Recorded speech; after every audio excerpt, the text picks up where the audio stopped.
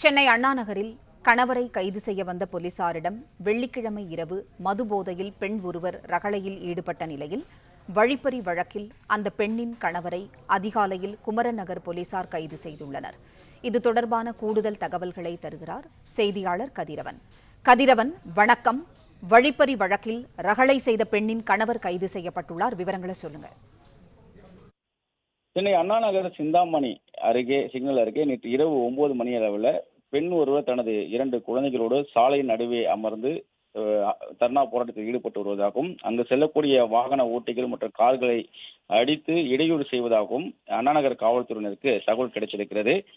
போலீசார் விரைந்து சென்று அந்த பெண்ணை அப்புறப்படுத்த முயன்ற போது அந்த பெண் காவலர்களுடன் வாக்குவாதத்தில் ஈடுபட்டு அவர்களை ஆபாசமாக வார்த்தைகளை பேசி போலீசாரை தாக்க முற்பட்டதாலும் ஒரு பரபரப்பான சூழல் ஏற்பட்டது. பின்னர் கூடுதலாக பெண் போலீசார் வரவழைக்கப்பட்டு அவரை சமாதானப்படுத்தி விசாரணை மேற்கொண்டதில் டிபிச்சத்திரம் பாரதிபுரம் ஹவுசிங் போர்டு பகுதியை சேர்ந்த சத்யா என்பதும் தெரிய வந்தது. தொடர் விசாரணையில் டிபிச்சத்திரம் காவல் நிலைய போலீசார் தனது கணவரை நேற்று கைது செய்து விட்டதாகவும், கணேசை விடுவிப்பதற்காக இது போன்ற மது போதையில் தகராறு ஈடுபட்டதும் தெரிய வந்தது. சமீபத்தில் தான் சிறையில் வந்த கணவர் மீண்டும் பொய் வழக்கில் டிபிச்சத்திரம் போலீசார் கைது செய்ததாகவும் அப்பெண் தெரிவித்திருந்தார். இந்த நிலையில் தான் அண்ணா நகர் போலீசார் நடத்திய விசாரணையில அந்த சத்யாவின் கணவர் கணேஷ் வழிப்பறி வழக்கில் குமரன் நகர் போலீசாரால் கைது செய்யப்பட்டிருப்பது தெரிய வந்திருக்கிறது.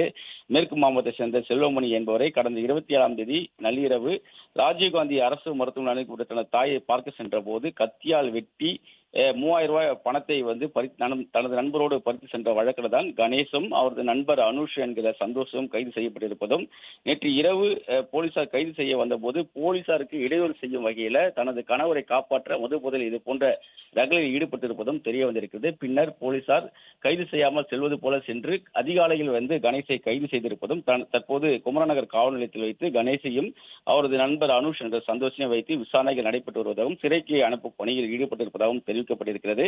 தனது கணவரை காப்பாற்ற சத்யா அண்ணா நகரில் சாலை நடுவே மது போதையில் ரகளையில் ஈடுபட்டதும் போலீஸ் விசாரணையில் தெரிய வந்திருக்கிறது. மது போதையில் இருந்ததாலும் சிறுவர்களின் குழந்தைகளின் நலனுக்காகவும் அவரை நேற்று எச்சரித்து அனுப்பி வைத்த நிலையில் அவர் மீது நடவடிக்கை எடுக்கப்படுமா என்று ஆலோசனை நடைபெற்று வருவதாகவும் அண்ணா நகர் போலீசார் தெரிவித்திருக்கிறார்கள். நன்றி கதிரவன், தகவல்களுக்கு நன்றி. பிளே ஸ்டோர் மற்றும் ஆப் ஸ்டோரில் இருந்து பாலிமர் செயலியை QR கோடு மூலம் பதிவிறக்கம் செய்யுங்கள். செய்திகளை உடனுக்குடன் பெறுங்கள்.